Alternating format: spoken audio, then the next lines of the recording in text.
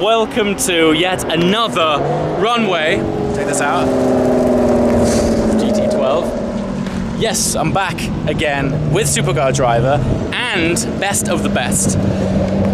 And today we've got a serious head-to-head with, quite frankly, some of the world's greatest supercars. We're laying down the line. Everyone's warming up right now, okay? So today we've come to an RAF base and we have use all day of their eternally long runway. I'm amazed I can still hear that SV, it's so loud. I think this thing must be 2 miles long because it goes with the curvature of the earth. That cars go to a certain degree and then they just vanish. Today I've brought down the 675 LT and we're going head to head against some pretty spectacular cars.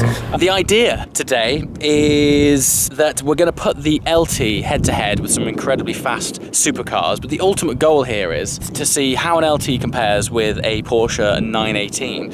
And the reason for that is lots of people have asked me, where do you possibly go from a 675 LT? What's the next step? What's the next car?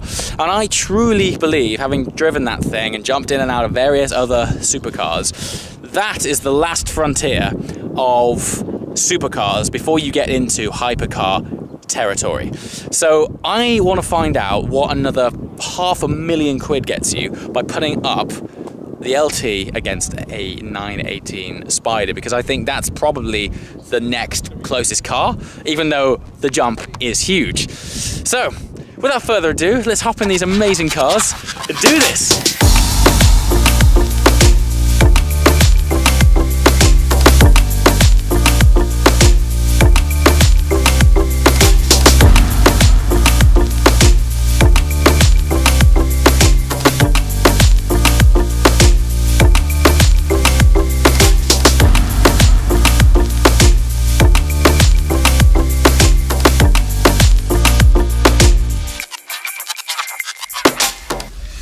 So, I've only ever been in one of these on a track. In fact, it was Bahrain. Ah, Bahrain. Yeah, Bahrain. But as I was saying earlier, while we're here doing the drag racing with Supercar Driver, I get questioned a lot, you know, where do you go from the LT? And my answer's always been, I think the next step up is quite a significant step up to hypercar area.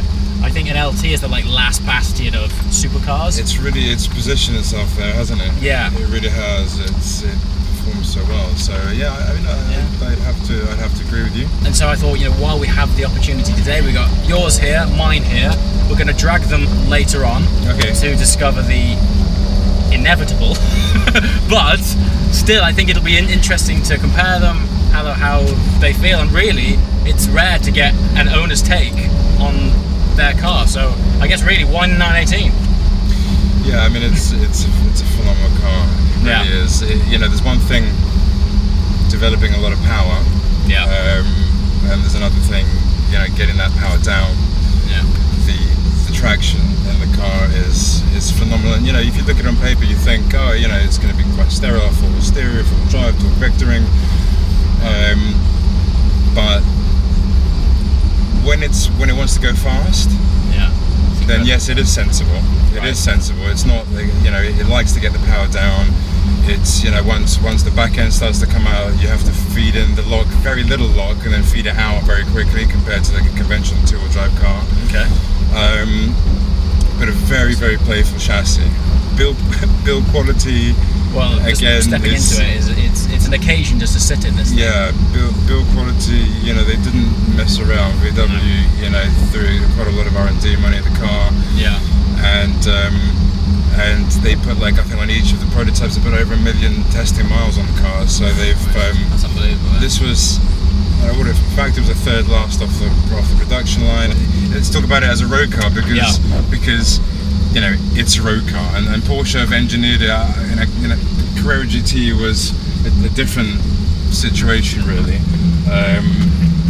It wasn't really designed as a road car, and it's much less forgiving. Yeah.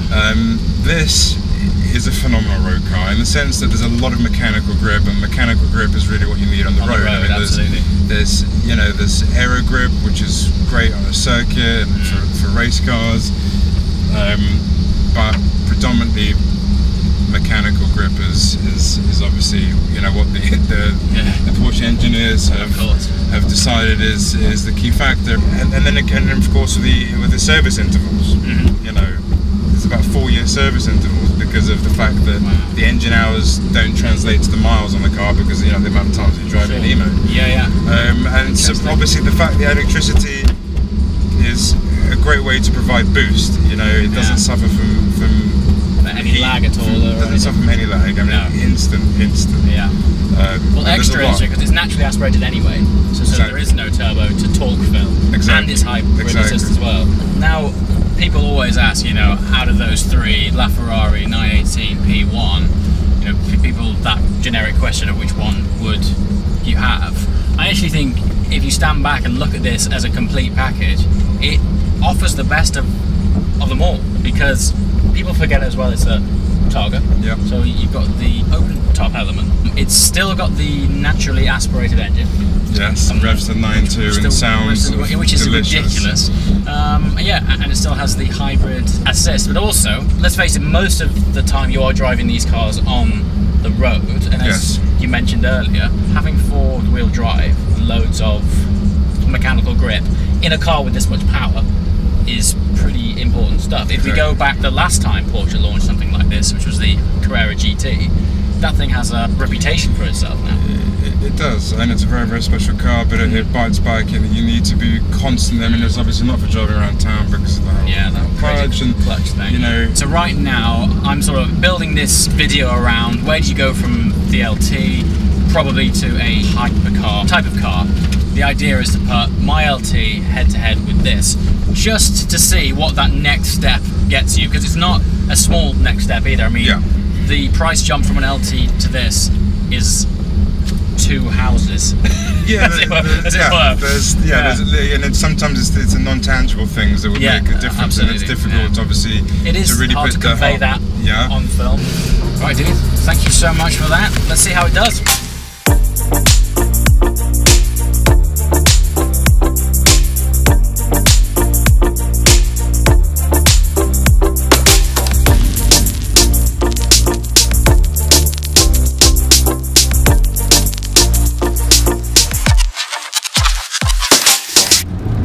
So, the 570S ultimately lost against the F12. I was wondering where that match was going. So now, it's me and the LT versus the F12. Not sure how this is gonna go. We've got 740 horsepower in the F12, 666 in this, or 675 PS. But this weighs a lot less than the F12, and it's got some crazy torque as well. So yeah, let's see. Let's play around with launch control, and yeah, hopefully we'll suck it to the F12. Gonna announce on the radio. We'll go for 3, 2, 1, go!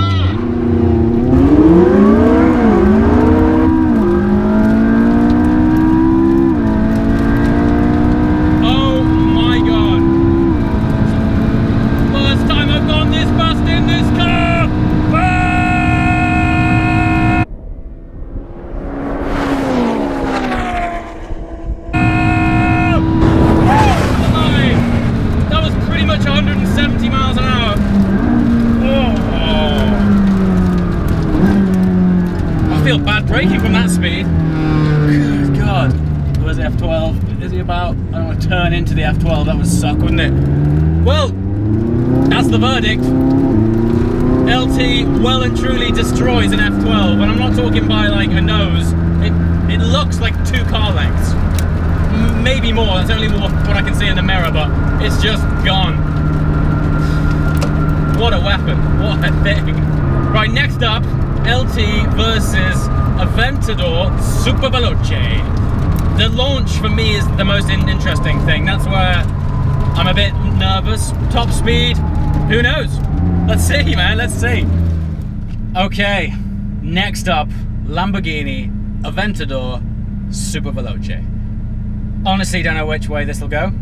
Off the line, potentially the SV. Does have Quattro. Well, oops, Audi term. Does have 4-wheel drive. This is lighter. I don't know. I honestly don't know. It'll be, well, let's chat and let's find out. James, right. 3, 2, 1, go! He's off! He's gone! He's gone! There's no way he's coming back from that.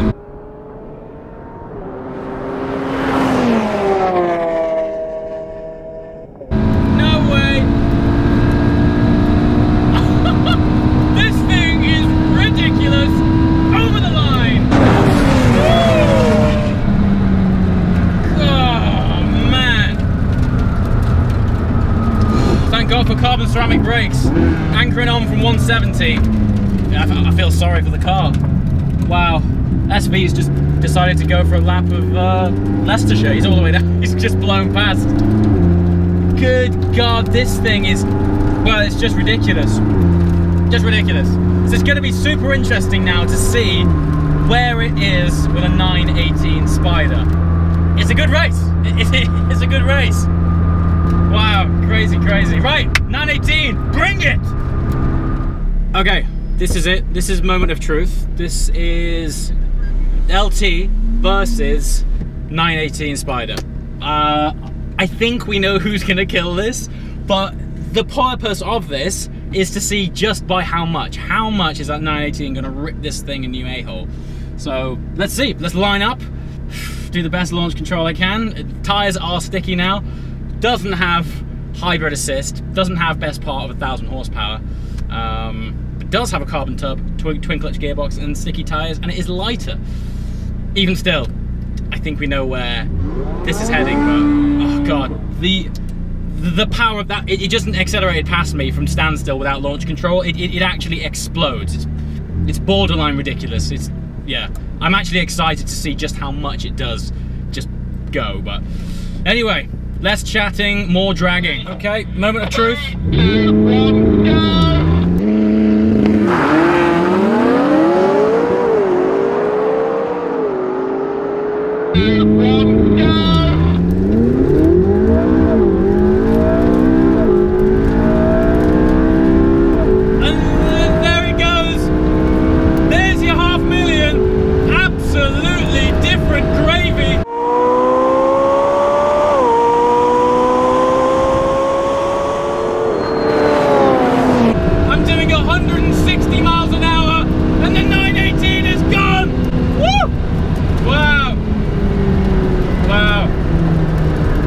Good God.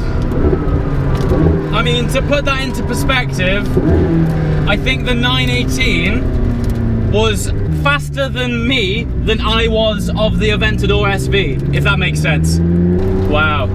Wow, wow, wow. That is, I mean, yeah, that's why that's a hypercar. Different bracket. I'm putting this back here so you can actually see what I'm saying. That was amazing, hey? See that? Do you know what was interesting?